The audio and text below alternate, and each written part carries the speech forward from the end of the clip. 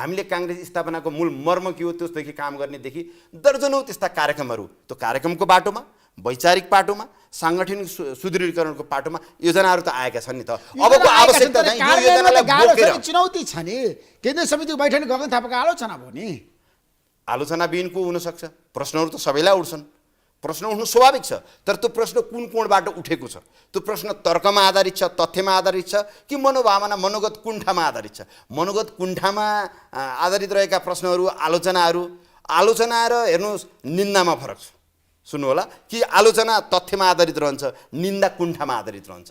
केन्द्रीय कार्य समितिभित्र अहिले लाइभ भइरहेको बैठकमा हामीले पनि सुनिरहेका छौँ आलोचना होइन निन्दा गरेर नेतृत्वको चाकडी गर्ने प्रवृत्ति एउटा पनि देखिएको छ। त्यो प्रवृत्तिको आम कार्यकर्ताले जनताले मूल्याङ्कन गरिरहेका छन्। सरदेव पार्टी सभापतिज्यू लेखी केन्द्रीय कार्य समितिलाई म धन्यवाद भन्न चाहन्छु यो बैठकलाई लाइभ गरेर कसको स्तर के हो, वैचारिक स्तर के हो, सोच के हो, त्यो छर्लङ्ग आम जनता र कार्यकर्ताका बिचमा प्रश्न पार्ने अवसर दिनुभएको छ। त्यसका निमित्त पनि धन्यवाद छ।